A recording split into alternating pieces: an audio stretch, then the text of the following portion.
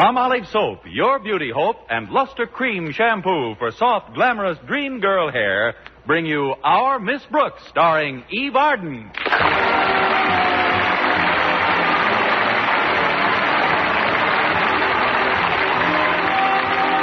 Our Miss Brooks teaches English at Madison High School. And although one day in the life of a school teacher is pretty much the same as the next, at night well, perhaps we'd better let Connie Brooks speak for herself. Although one day in the life of a school teacher is pretty much the same as the next, at night you wish you were dead. Not that I'm bored. How could I be with Mr. Philip Boynton teaching biology at Madison? Of course, every new frog he gets in his laboratory represents an arch rival. But I shouldn't complain. It gives me an added interest in life. Each morning before I get out of bed, I look down to see if I'm getting webbed feet. Somehow, ever since we've been on the faculty together, Mr. Boynton just doesn't seem to think of me as a woman. I can't quite understand that, because when I think of Mr. Boynton, I always think of me as a woman. And I almost always think of Mr. Boynton, or dream about him. Like the other morning around 7:25. Oh, of course, Philip. I'd love to go dancing with you. When will you come for me? That's quick work. Connie, it's me, Connie. May I come in? Oh, it's Mrs. Davis. Come in, Mrs. Davis. I thought I'd wake you before your alarm clock went off. It's so loud and nerve-wracking. Oh, I'm pretty used to it by now, Mrs. Davis. I always like to clear my throat before I pour orange juice into it. Well, I guess I better get up and perform my morning ablutions, like they say. You can ablute later, Connie. You stay right where you are. Oh, but Mrs. Davis, it's 7:30. No, it isn't. I set the clock a half hour ahead. But why? Snap. Snap? That's right. They want pictures of you from the minute you first wake up till you go to sleep. Who does? Snap. You're faded. What is all this about, Mrs. Davis? Snap is a magazine, Connie. Some time ago, I read that they were looking for the ideal American teacher for an interview. The next thing I knew, the layout editor was here in town and had called me up for an appointment with you. Me? But why me? I guess somebody recommended you as the model teacher. Somebody like who? Somebody like me. I wrote them all about you. What a wonderful teacher you are and how all your pupils love you. Oh, you shouldn't have done that, Mrs. Davis. I didn't. What? I discovered the letter in my desk this morning. I'd forgotten to mail it. So it must have been somebody else who... Oh, here they are, Connie. They've been waiting in the living room. Oh, but Mrs. Davis, I'm not dressed. Come on in, folks. Snap's the school teacher. Where is the little lady? Ah, here she is. Well, and not such a little lady after all. Tootsie's reached all the way over the end of the bed. Those are my stockings hanging over the rail.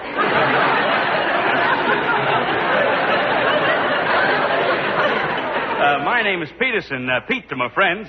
And this is Miss Forrest. How do you do? If you'll just wait in the living room for a few minutes, I'll get myself assembled. Well, frankly, Miss Brooks, we'd rather start in here. You see, I'm the layout editor. That's nice, but before you lay me out, I'd like to comb my hair and wash my face. I wish you wouldn't. Just put your head back on the pillow for a minute, will you? Oh, but You pose the way the folks want you to, Connie. I'm going to make some breakfast for all of us. Swell, that'll be our second shot. Snap's the school teacher snapping up a breakfast. Good, huh?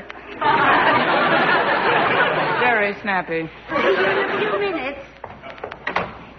Now, as I was saying, my dear, we don't want you to do a thing for this picture. Realism is what our readers want.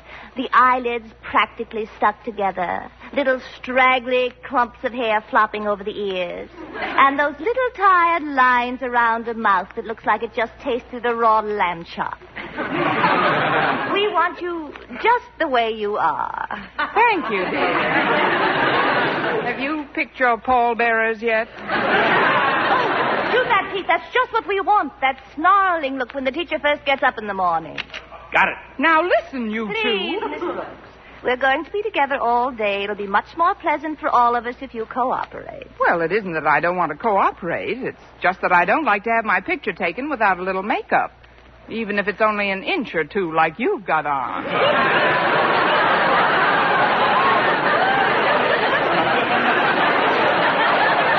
You're exaggerating a little, aren't you? I use very little makeup. A dab here and a dab there. Here a dab, there a dab, everywhere a dab.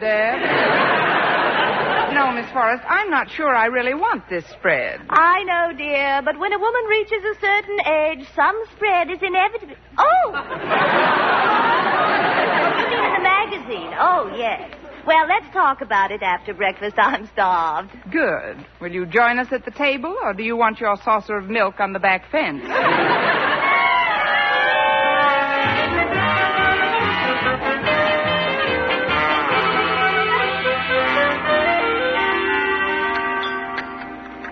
Well, I hope you enjoyed my pancakes.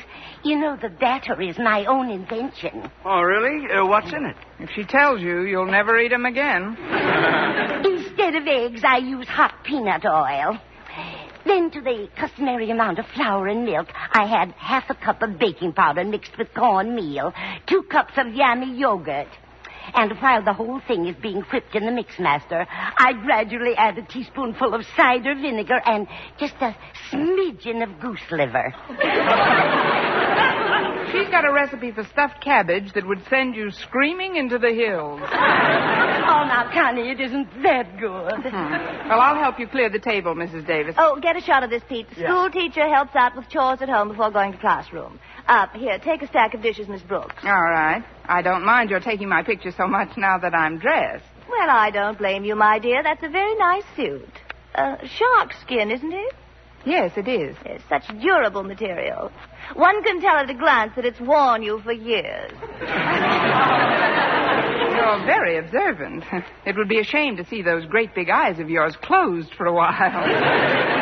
I think maybe you'd better get somebody else for these pictures. But, Connie, think of the prestige it will give you at school. It will? Of course. Everybody making a fuss over you. Why, I bet it would make even Mr. Boynton sit up and beg. Mr. Boynton? The school mascot. He's a schnauzer. Don't try to pet him because he snaps. What? Oh, never mind. Don't worry about it. I've changed my mind. You can take all the pictures you want. Oh, that must be Walter Denton. He said he'd pick me up this morning. Oh, that's right. Your car is in the repair shop again, isn't it, Connie? Oh, you own a car, Miss Brooks? Yes, I do. Well, what kind of a car? Well, I had a brand new 49 Hudson, but I didn't want to show off, so I traded it for a 32 Stutz.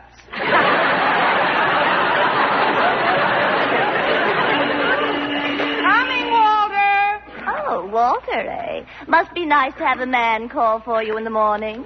Who is he? The well-known absent-minded professor? No, dear. This one's more your type. Oh? 16 years old, and he can't run very fast. You think Walter will mind if we ride down to school with you, Miss Brooks? Oh, I guess it'll be all right. Come along. Goodbye, Mrs. Davis. Goodbye, Miss Forrest. Thanks for breakfast. See you after school, Mrs. Davis. I'll help you sterilize the mixmaster. Well, good morning, Walter. Boy, somebody looks yummy this morning. Why, Walter, do you really think so? I sure do, Miss Brooks. Where did you meet her? Oh, you mean Miss Forrest. Miss Forrest, Mr. Peterson, meet Walter Denton. They're with Snap magazine, Walter. Glad to know you, Walter. Hi. Well, I'm certainly glad to make your acquaintance, Mr. Denton. What subject do you teach at Madison High? Teach? Oh, I'm not a teacher. Although I do coach some of the younger students in subjects that just naturally come easy to me. Like lunch period and study hall. Well, it was a natural mistake. You seem so gallant, so worldly, Mr. Denton. Just call me Walter. Well, all right, Walter. Then you must call me Stephanie. I must? Gosh, do you really think I'm worldly, Stephanie? I certainly do. I knew this morning was going to be different, even though it started out like all the other crummy mornings in my life. On my way over here, I just felt that something romantic was going to happen. And sure enough, here you are. Why, Walter, what a lovely speech. It's not a speech. It's merely what I feel, Stephanie. Shall we go to school now, Walter, or just stay here in the Casbah?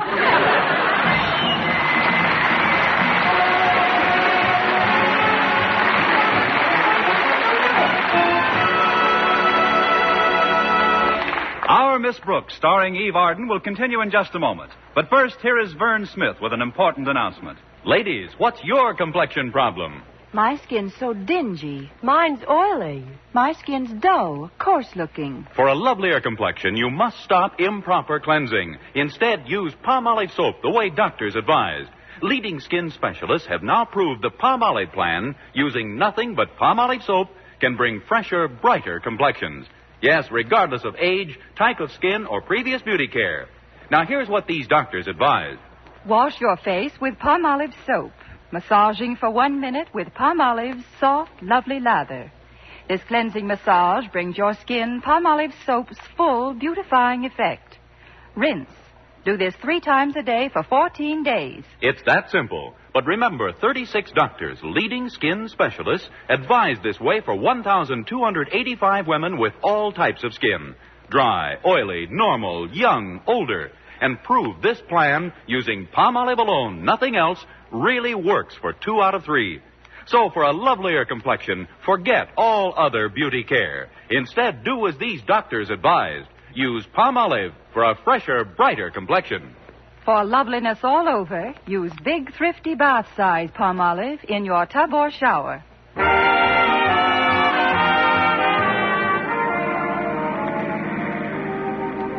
You know, folks, when I read that Snap Magazine was looking for a model teacher, I was going to write in and suggest Miss Brooks. But then the midterm exams came along, and I got kind of busy, and But honest, I was going to, Miss Brooks. Thanks anyway, Walter, I think. Is her picture going to appear on the cover when the story comes out? I imagine so, Walter. Gee, that's great. It'll sure be a relief from those pictures of glamorous young girls in bathing suits with legs. It may come as a shock to you, Walter, but I've got legs myself. You have? Yes. Of course, they may not be as pretty as Marlene Dietrich's, but then I'm not a grandmother either. You're not? Now, look, rancid one. Maybe we'd better change the subject. Miss Forrest, Stephanie, after you get through taking pictures of Miss Brooks at school, you ought to get some at the faculty-student malt hop this afternoon. Malt hop? Well, the faculty call it a tea dance, but we call it a malt hop because it's held in Weber's Malt Shop. Well, sounds fascinating. Yeah, they serve a wonderful malt there. Their slogan is, "Our malts are too thick to sip through a straw. You have to eat it with a spoon." Some of them are even too thick to eat with a spoon. Some of them are even too thick to dance in. We've got a swell jukebox and a cute little dance floor. Before we get to school, Stephanie, I'd like to ask you, could you... She would and she could, and she'll be there 10 minutes ahead of you. Well, Miss Brooks, you sound a little put out. You weren't by any chance expecting Walter to ask you to the hop. Me? Oh, heck no. I go with a girl. Why, Walter, I'm surprised at you. What do you think Miss Brooks is? A blackboard eraser with teeth. Gee, I didn't mean to hurt your feelings, Miss Brooks. No, you didn't, Walter. I'm used to it. I was just wondering about Harriet Conklin. Didn't you have a date with her for this afternoon? Oh, sure, but there was nothing definite about it. I merely asked her if she wanted to go to the hop, and she said yes. Oh. I didn't know it was that tentative. I guess you're going to the dance with Mr. Boynton, huh, Miss Brooks? Oh, did they let schnauzers in? Schnauzers? Oh, it was just a joke, Walter. I referred to Mr. Boynton as our mascot. He's really the biology teacher at Madison, Miss Forrest. And what a teacher. Boy, is he good looking. Oh, really, Walter? Yeah, he's tall, dark, handsome. Stoop-shouldered, knock-kneed, cross-eyed. Hey, isn't this the school? Oh, yeah, I almost passed it. Yes, I was looking at somebody on my right. Well, if you'll just turn your head, Walter, you'll see Harriet approaching on your left. Good morning, Walter. Miss Brooks. Oh, I didn't know you had passengers. Oh, this is Miss Forrest and Mr. Peterson, Harriet. They're here from Snap Magazine. How do you do? Hi. If you'll excuse me, I'd like to get some atmosphere shots of the campus. Oh, yes, do that, Pete. Snap has picked Miss Brooke as the model American teacher. Oh, that's wonderful, Miss Brooks. And what a coincidence. Coincidence, Harriet? Yes. When I read about it, I sat right down and wrote them a letter recommending you. Well, thank you, Harriet. But of all the silly things to do, I forgot to put a stamp on it. It just came back the other day. That's just like a child of your age, Harriet. What do you mean, child, Walter? You see, Stephanie, this is the infant I allow to toddle at my heels when I'm not involved with some more glamorous creature like yourself. Walter Denton, what's gotten into you? On this crummy morning, Walter's become a man of the world. Well, I'd better find a place to park. All those that want to better get out here, Miss Brooks. You little hinter, you. Well, I'll go with you, Walter, and then walk you back to school. I was hoping you would.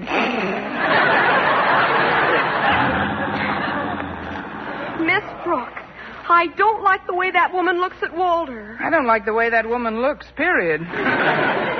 She certainly is chic, in a Cobra-like sort of way.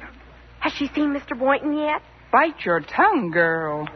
Well, I think you ought to get permission from Daddy before you go through with this interview. After all, he is Madison's principal. Harriet, you've given me an idea. I must admit I kind of liked all the attention because I thought it would make Mr. Boynton sit up and take notice. But I never stopped to think that he might sit up and notice the wrong thing. Well, maybe Daddy won't consent to the interview. Then she'll have to clear right out. Harriet, you are wise beyond your years. Now, if you'll excuse me, I'm off to beg for your father's unpermission.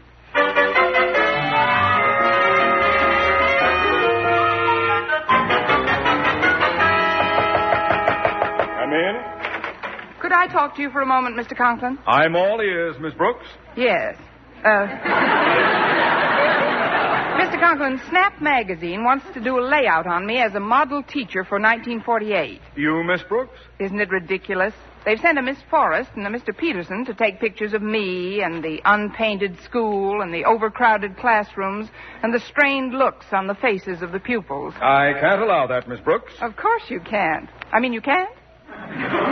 Certainly not. It's beneath the dignity of Madison High. Way beneath, Mr. Conklin. I've always looked upon Madison High and its teachers as my family. And it's the first rule of a family that its problems be kept to itself. Strictly to itself. We should not hang out our wash for every Tom, Dick, and Harry to see. Tom, Dick, and Harry should not see our wash, no. It won't do you any good to argue, Miss Brooks. I've made up my mind. Publicity is nothing but a cheap parasitic device designed to prey on the unfettered appetites of the unsuspecting. Publicity is... Excuse me, the door was open, so... Oh, you must be Mr. Conklin. I've been looking forward to meeting you, Mr. Conklin. I'm Stephanie Forrest of Snap Magazine.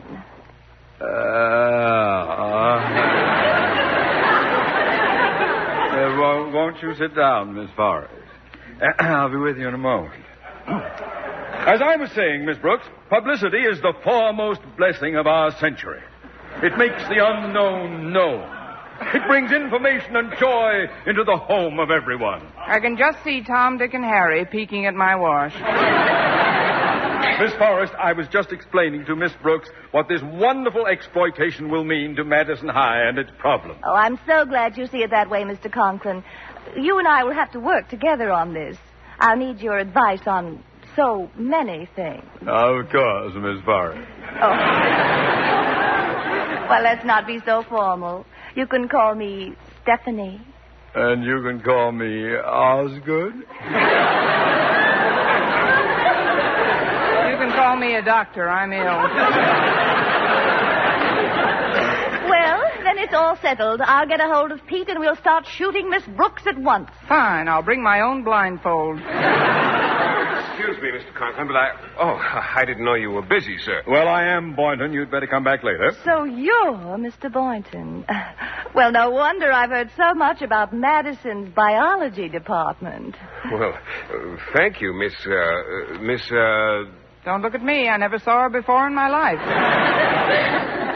Miss Brooks has such a quaint sense of humor. My name is Stephanie Forrest. But you can call her Miss Forrest, if you want to live to see your frogs again. What's that, Miss Brooks? Never mind Miss Brooks now, Boynton. What do you mean now? Miss Brooks, will you stop mumbling?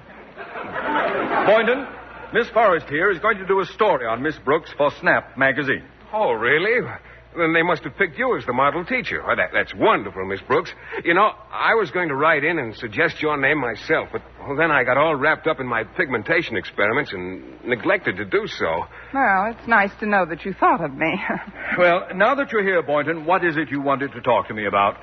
Well, sir, it's something I need for my guinea pigs, but I'd rather talk to you when you're alone. Oh, come now, Mr. Boynton. You mustn't keep anything back from a reporter. What is it you need for the creatures, Boynton? I'd rather not say in mixed company, sir. Oh, come now. We're over 21. Some of us are way over.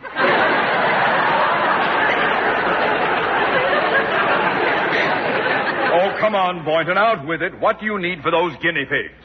Well, if you insist, hormones.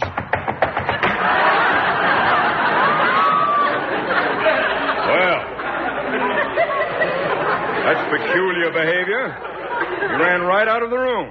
Well, I guess I'd better be running along too, Mr. Conklin. Just a minute, Miss Forrest. Shouldn't we give the quarry a few minutes head start? Right you are. Now.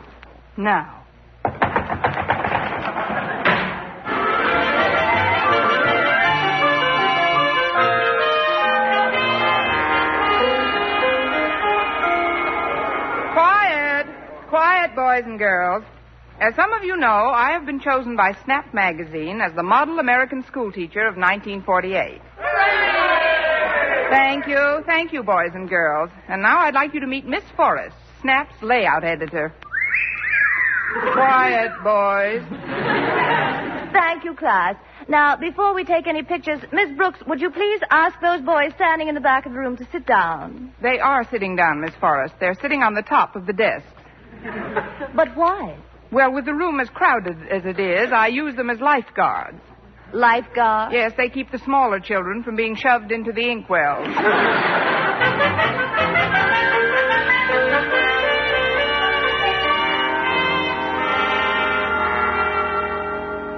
Snap magazine sits in while Miss Constance Brooks acts as faculty advisor. Philosophy Club will now come to order. Miss Brooks, I must be fixing your makeup between classes. You're making yourself look like a teacher, a school teacher. Just that so many school teachers I've met bear such a marked resemblance to human beings. Well, we'll just stick a few pencils in your hair and throw a little chalk dust on your suit. There, that's better. Now, just continue as if I weren't here. That'll be a pleasure. Now, let's get on with the meeting, Walter. Yes, ma'am. Our subject is, should a high school graduate turn to teaching as a career? But what I mean, Miss Brooks, is in the face of our inflated economy, what security is there in the teaching profession? Well, Walter, the way I figure it is this. When I first started to teach school, $1 was worth $1. Last year, $1 was worth 60 cents, and this year it's worth 40 cents. So if I were earning more, I'd be getting poorer all the time. Thus, by being a school teacher, I'm actually saving for a rainy day.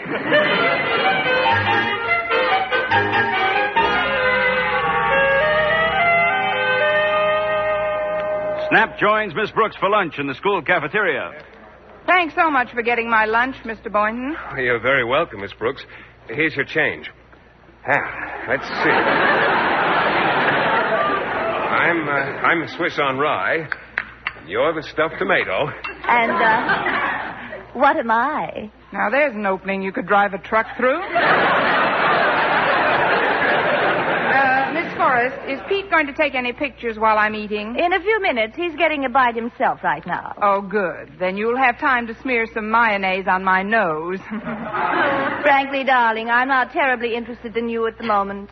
Mr. Boynton, when we chased you into your laboratory before, you wouldn't tell us whom you were taking to the malt hop this afternoon. Well, I really don't know if I should leave my work. You see... Oh, there you are, Stephanie. I've been looking all over for you. You're going to the hop with me, aren't you? Well, I can't tell yet, Walter. Good afternoon, folks. Miss Forrest, as principal of Madison High, I feel that it is my very pleasant duty to invite you to the faculty-student dance this afternoon. Well, really, Mr. Conklin, I don't know if I'll be finished with my work. That is, could I give you my answer after I've eaten? I haven't had a bit of lunch. Oh, I'm sorry, Miss Forrest. I'll go get you a tray. I'll get you a knife and fork. If you'll just take my arm, Miss Forrest, I'll personally escort you to the steam table. Oh, no, it isn't. Hi, Miss Brooks. Shall we have lunch together? No, thanks, Harriet. I'm quite full. I've just eaten my heart out. I saw what happened just now. Well, it's my own fault, Harriet. My sins have come to roost. Well, what do you mean, Miss Brooks? I knew it. I just knew it. Knew what? I knew I shouldn't have sent that wire to Snap Magazine recommending me as the model teacher.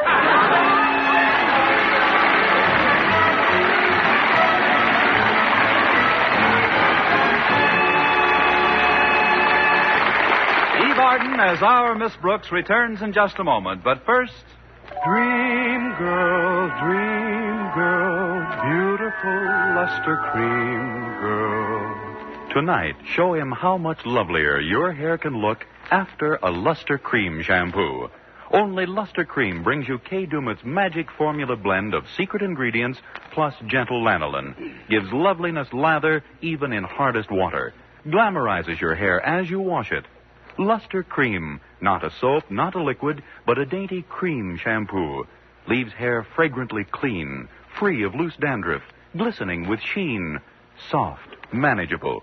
Gives new beauty to all hairdos or permanents. 4-ounce jar, $1. Smaller sizes, either tubes or jars. Tonight, try Luster Cream shampoo and be a Dream girl, beautiful luster cream girl. You owe your crowning glory to a luster cream shampoo. And now, once again, here is our Miss Brooks. Well, things didn't work out quite as badly as I expected they would. Right before the dance, one of Mr. Boynton's guinea pigs had a blessed event. Triplets, in fact. And Mr. Boynton couldn't find a sitter for them anywhere. So he didn't even attend the hop.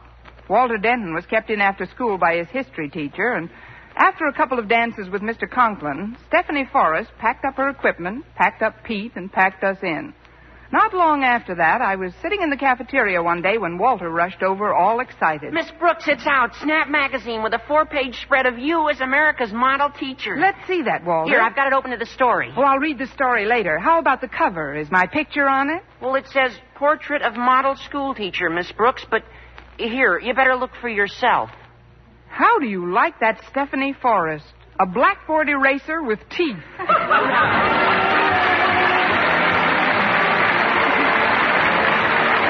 Next week, tune into another Our Miss Brooks show brought to you by Palmolive Soap, your beauty hope, and Luster Cream Shampoo for soft, glamorous dream girl hair. Our Miss Brooks, starring Eve Arden, is produced by Larry Burns, written and directed by Al Lewis, with music by Wilbur Hatch. Mr. Boynton is played by Jeff Chandler, Mr. Conklin by Gail Gordon. Others in tonight's cast were Jane Morgan, Dick Crenna, Gloria McMillan, Mary Jane Croft, and Jack Crucian.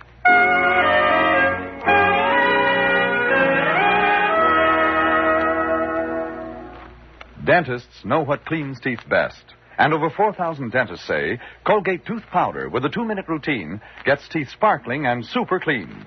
So to remove dull film and get your teeth shining clean, just brush teeth and night with Colgate tooth powder. Brush inside, outside, and biting surfaces. Always brush away from the gums. See how this gets teeth naturally bright. It removes dull film that improper brushing misses. And Colgate tooth powder also sweetens your breath. Try it. Buy Colgate tooth powder today.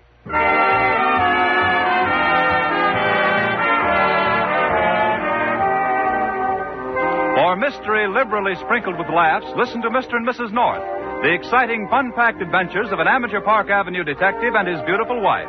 Tune in Tuesday evenings over most of these same stations. And be with us again next week at this same time for another comedy episode of Our Miss Brooks. Bob Lamont speaking.